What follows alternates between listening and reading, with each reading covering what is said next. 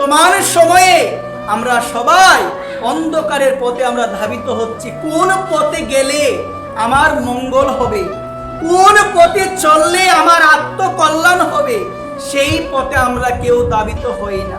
আমরা সবাই চলছি এই অন্ধকার রাস্তার মধ্যে। একবার আমরা সবাই এই রাস্তার মধ্যে চলছি, কিন্তু গীতা আমাদের জানিয়ে দিয়েছেন তুমি যেই পথের মধ্যে আছো সেটা তোমার জীবনের শ্রেষ্ঠ পথ নয়। জীবনের একমাত্র শ্রেষ্ঠ পথ হলো গোবিন্দের অনুসারী হয়ে চলো, গোবিন্দের নাম গুণকীর্তন করো, গোবিন্দের কথা আলোচনা করো। একবার এখন মা, আমার করণীয় হলো, শুনো মা, আমার করণীয় হলো যে আমার কতটুকু পরিবর্তন হয়েছে। বর্তমান সময় আমি বলি ওর কোনো পরিবর্তন নয়, ও নিন্দা করে, ওর সমালোচনা করে, এগুলো বলি না মা আমরা? কিন্তু আমরা কি এভাবে বিচার করি যে আমার পরিবর্তন হলো কতটুকু? এই যে আমি এত শুনি ভগবানের কথা, আমি ভগবানের নাম করি, ভগবানের সেবা দিয়ে আমি ঘুম থেকে উঠে, আমার পরিবর্তন হয়েছে কতটুকু হৃদয়ে? আমি কি এখনো মানুষ হতে পেরেছি? মা, ভক্ত হওয়া এত সহজ নয়। আমার ভগবান তিনি গীতার মধ্যে বলছেন পৃথিবীর মধ্যে প্রত্যেকটা মানুষ ছয়টা জিনিস, ছয়টা দোষ নিয়ে জন্মগ্রহণ করে। কয়টা দোষ? সবাই বলো। ছয়টা দোষ নিয়ে জন্মগ্রহণ করে। আপনি যদি শ্রীমদ্ ভগবত গীতা 16তম অধ্যায়, যে অধ্যায়ের নাম হলো দৈবাসুর, দৈব যুগ অসুর, মানুষের মধ্যে সুরও আছে, মানুষের মধ্যে অসুরও আছে। আছে কিনা সবাই বলো মা? একটা মানুষ আমি এখন লক্ষ্য করে দেখলাম, আমার এই মা এই জায়গার মধ্যে বসে এত শান্তভাবে সুশৃঙ্খল ভাবে ভগবানের কথা শুনছে। একটু পরে ঝগড়া লেগে মায়ের এমন অবস্থা, মায়ের মুখে এত খারাপ কথা, এত আজে বাজে কথা। আমি স্বয়ং ভাববো একটু আগে আমি যে মাকে দেখলাম উনি কি আমার সেই মা?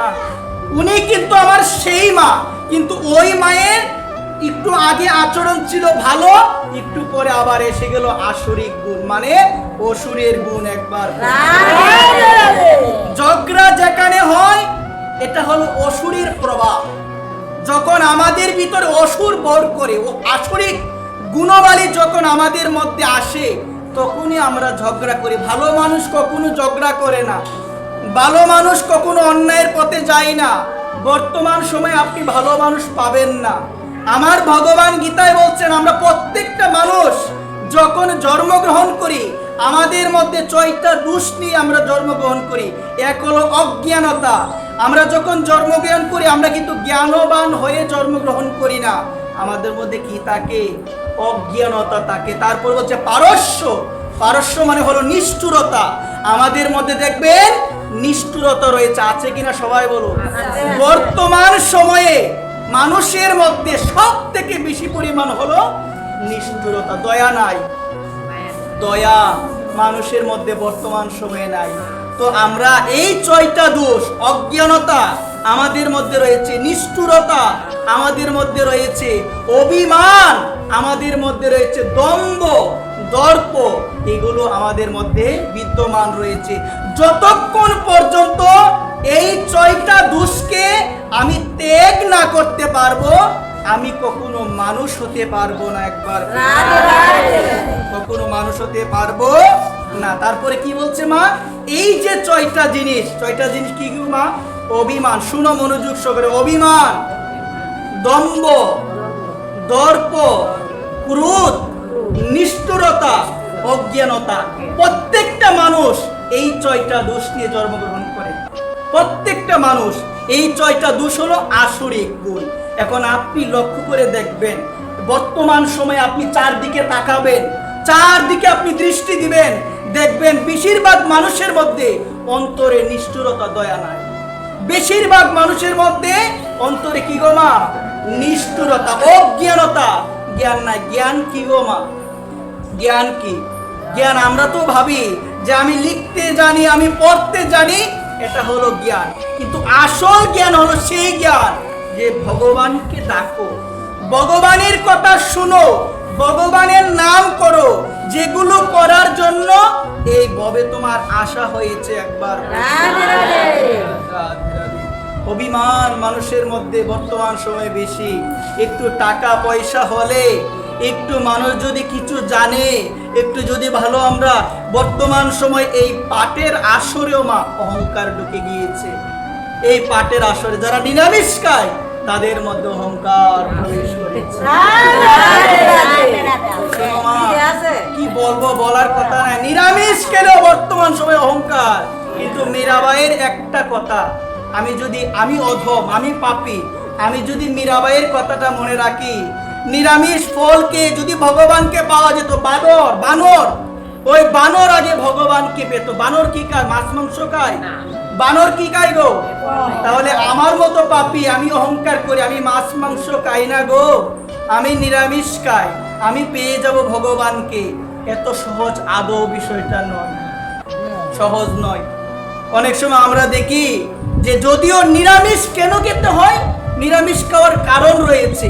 অনেক সময় আমি লক্ষ্য করি দেখি যারা নিরামিষ খায় তাদের মধ্যে অহংকার বেশি, যে মাছ মাংস খায় তার ভিতরে সেই অহংকার নেই।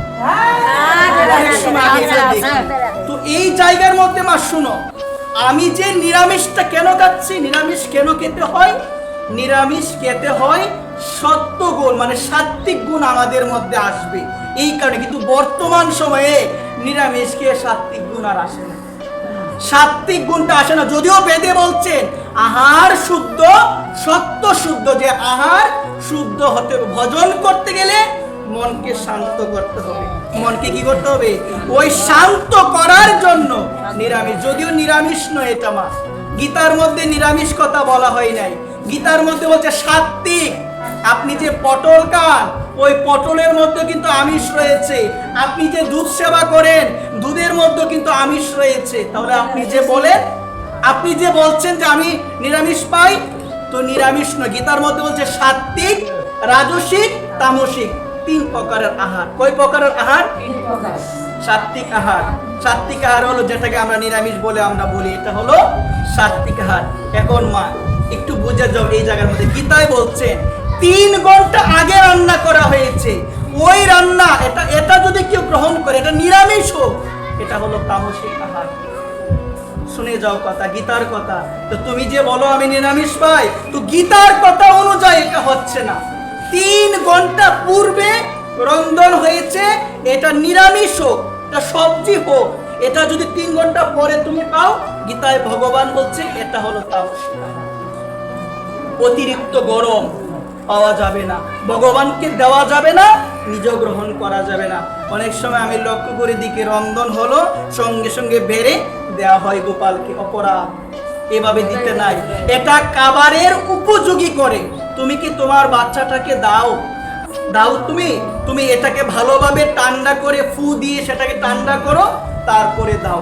ঠিক সেই রকম তুমি ভগবানের জন্য কোনো কিছু রন্ধন করলে, তুমি সেটাকে না ঠান্ডা করে দিয়ে দিলে ভগবানকে, খাবারের উপযোগী করে না করে দিয়ে দিলে কোনো লাভ হবে না। এই কারণে এগুলো জানার প্রয়োজন আছে। অতিরিক্ত জাল আদি গ্রহণ করা যাবে না। এটা হলো রাজসিক আহার, তামসিক আহার। একবার এটা রাজসিক, এটা তামসিক। তো গীতা থেকে আমাদের যে জিনিসটা জানা প্রয়োজন, 6টা জিনিসকে ত্যাগ করতে হবে। কয়টা জিনিস? না হলে আমি বলবো মানুষ, গীতা কখনো বলবে না আমি মানুষ, গীতা কখনো বলবে না। কয়টা জিনিস সবাই শুনো মনোযোগ সহকারে?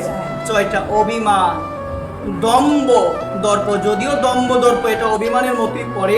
দম্ভ, আমার অনেক জ্ঞান, আমার অনেক দর্প, আমি অনেক জানি, আমি অনেক পারি, আমার মধ্যে অনেক অনেক জানা রয়েছে, আমি অনেক পারি, ওই রকম বোধ অনেক সময় আসে না মা? আসে কিনা সবাই বলেন না? তাহলে অভিমান, দম্ভ, দর্প, নিষ্ঠুরতা, অজ্ঞানতা, ক্রোধ, রাগ আছে গো মানুষের মধ্যে? বাবা রে বাবা, রাগের কথা কি আর বলবো। মানুষের মধ্যে অত্যাধিক পরিমাণে রাগ কখন আসে গো? তোমার সঙ্গে আমার ভালো একটা সম্পর্ক, যখনই স্বার্থের মধ্যে একটু আঘাত লেগে যাবে, সব শেষ, রাগ উঠবে, সব শেষ। তাহলে কোন সম্পর্কটা করা দরকার গো মা আমাদের? আমরা তো কত সম্পর্ক করি না? যে অমুকের সাথে আমার সম্পর্ক, তমুকের সাথে আমার সম্পর্ক। আরে বাবা, তুমি বলো সম্পর্ক, স্বার্থের মধ্যে যদি আঘাত লাগে, আমি হই যত বড় সাধুই হোক, শেষ হয়ে যায় সবকিছু। এই কারণে সাধুরা কি করে জানো? সাধুরা ভাবে যদি সম্পর্ক করতে হয়, আমি আমার রাধারানীর সাথে করব, হাজার ভুল করব, হাজার দোষ করব, সাধারণ মানুষ দূরে ত্যাগ করে দিবে, কিন্তু আমার রাধারানী ত্যাগ করবে না। কেন করবে না জানো? আমার রাধারানী হলো করুণাময়ী। তুমি হাজার পাপ করতে পারো, তুমি কোটি পাপ করতে, পাপ হবে, তুমি বলবে যে আমি সাধু, আমার দ্বারা পাপ হবে না, এটা ভুল। আমরা হলাম মায়াবদ্ধ জীব, আমাদের দ্বারা পাপ হবে, ভুল হবে। আমি যত এই পথে আসি, মায়ার প্রভাবিত হয়ে আমিও ভুল করব, তুমিও ভুল করবে, ভুল হবে। কিন্তু রাধারানীকে বলবো, রাধারানী তুমি তো করুণাময়ী, তুমি তো করুণাময়ী রাধারানী, তুমি তো আমার প্রাণেশ্বরী, তুমি কুণ্ডেশ্বরী। রাধারানী আমার দ্বারা ভুল হবে, আমার দ্বারা রাধারানী খারাপ কাজ হবে, কিন্তু রাধারানী তুমি আমাকে কখনো তোমার চরণ চারা করিও না। এটা ভক্ত বলে যে আমার দ্বারা ভুল হবে না, এমন নয় মা। বর্তমান সময় ভুল হচ্ছে, সবার দ্বারাই ভুল হবে। তুমি যদি ভাবো যে আমার দ্বারা কোনো ভুল হবে না, এটা তোমার ভুল চিন্তা, এটা তোমার ভুল চিন্তা। ভুল হবে, ভুল শুদ্ধ নিয়ে কিন্তু মানুষ। কিন্তু এই জায়গার মধ্যে বর্তমান সময়ে আমরা কোন জিনিসটা বেশি দেখি গো মা? ভুল না শুদ্ধটা দেখি? আমরা ভুলটাই দেখি। তুমি আমার ভালোটা দেখবে না মা। আমি যদি একটা ভুল করি, তুমি সবাইকে বলে বেড়াবে যে চয়নে এই ভুলটা করেছে। এটাই তো নিয়ম গো মা, এটাই নিয়ম। এটা আমিও দেখি, সবাই দেখে, কিন্তু আমাদের এখনো কোনো ওই রকম চিন্তা নাই। এ কথা বলো না বাবা, আমাদের এখনো ওই রকম কোনো চিন্তা নাই যে এই জগতে এসেছি সর্বদা আত্মদোষের অনুসন্ধান করতে হবে। গীতা অনেকে বলে, আমার অনেক মা অনেক বাবা বলে গীতা আমি অনেক দিন ধরে পড়ি, আমার 50 বছর ধরে 20 বছর ধরে এই গীতাটা আমি পড়ি। অথচ গীতার মধ্যে ভগবান বলেছেন অন্যের দোষ দেখা যাবে না। কোথায় বলেছেন গো মা? গীতার মধ্যে অন্যের দোষ দেখা যাবে না। যে অধ্যায়টি আজকে আলোচনা করছি, দৈবাসুর সম্পদ বিভাগ যোগ, তো আমি বলছি কি, যদি এই 6টা দোষকে ত্যাগ না করতে পারো, মানুষ হতে পারবে না। আমি অসুর মা, আমি এখনো মানুষ হতে পারি নাই, কারণ এই 6টা দোষ এখনো আমার মধ্যে আছে। অভিমানও আমার মধ্যে আছে, দর্প রয়েছে, দম্ভ রয়েছে, ক্রোধ রয়েছে, আমার মধ্যে নিষ্ঠুরতা রয়েছে, আমার মধ্যে অজ্ঞানতা রয়েছে। এই 6টাকে যদি ত্যাগ করতে পারো, হতে পারবে মানুষ। আর আর যদি দেবতা হতে চাও, গীতায় বলছেন 26টা গুণ অর্জন করতে হবে। কয়টা গুণ? সবাই 26টা গুণ অর্জন করতে হবে। ভগবান গীতার ষোড়শ অধ্যায়ে খুব সুন্দরভাবে আমার ভগবান বলে দিয়েছেন, অবয়ম সত্য সংশক্তি জ্ঞান যুগ ব্যবস্থিতি দানম দমশ্চ যজ্ঞশ্চ সাধ্যয়স্তপ আজর্বম। আমার ভগবান বলছে খুব সুন্দর কথা গীতার মধ্যে, অভয়। যারা ভক্ত হয় গো মা, তারা ভীতু হয় না কখনো, তারা কখনো ভয়ভীত হয় না। জীবনে বাধা আসবে, জীবনে দুঃখ আসবে, একজনের প্রতি অটুট বিশ্বাস। তিনি কে? একজন আছে যিনি আমার সঙ্গে আছে, যিনি আমাকে রক্ষা করবে। আমার করণীয় হলো বিপদে সম্পদে সমস্ত কিছুতে যতই ঝড় ঝঞ্ঝা আসুক না কেন, আমার যেন অটুট বিশ্বাস তার প্রতি থাকে। কিন্তু বর্তমান সময়ে মা আমাদের মধ্যে এটা নাই। আমরা অল্প একটু বাধার সম্মুখীন হলে ভগবানের প্রতি আমার যে বিশ্বাস, এটা আমার দূরে চলে যায়, একবার দূরে চলে যায়। তাহলে বলছি কি, 26টা গুণ যদি অর্জন করতে পারো, তাহলে তুমি দেবতা হতে পারবে। এবং ওই দেবতা হওয়ার জন্যই ভগবান পাঠিয়েছেন। দেবতা কে গো মা? ওই 26টা গুণ তোমার মধ্যে থাকলে তুমিও দেবতা। 26টা গুণ তোমার মধ্যে থাকলে তুমি দেবতা। 6টা গুণ ত্যাগ করো, অসুর থেকে মানুষ। এখন মানুষ থেকে দেবতা হতে গেলে কয়টা গুণ দরকার? আওয়াজ নাই, কয়টা গুণ? 26টা গুণ। বাংলায় বলি শুনো। প্রথম বলছে নির্ভীক, যার মধ্যে কোনো ভয় নাই, অবয়ম সত্য সংশুদ্ধি। তারপরে বলছেন হৃদয়ের অন্তঃকরণ শুদ্ধি, এইটাকে শুদ্ধ করতে হবে। এখন একটু থেমে যাও এই জায়গার মধ্যে। জীবনে সব থেকে বড় কঠিন কাজ কোনটি? এই দেহকে শুদ্ধ করা না মনকে শুদ্ধ করা? আওয়াজ নাই কারণ। কোনটাকে শুদ্ধ করতে হবে? বর্তমান সময় আমার কাছেই যাবে। কেন যাবে জানো মানুষ? কারণ আমি তো কথা বলি। আমার কাছে গিয়ে সবাই বিভিন্ন নালিশ মাঝে মধ্যে যায়, আমি তো আর কিছু বলবো না, আর না শুনেও পাই নাই। এমন এমন সময় অনেক কিছু আমি শুনি, কিন্তু একদম চুপ করে বসে থাকি। এই তুমি কথা বলো না কেন? রাধারানীকে তখন ডাকি। এমন এক পরিস্থিতির মধ্যে আছি, না শুনেও পাই নাই, না করলে বলবে ওর কাছে গিয়েছিলাম, ও আমারে না করছে একবার।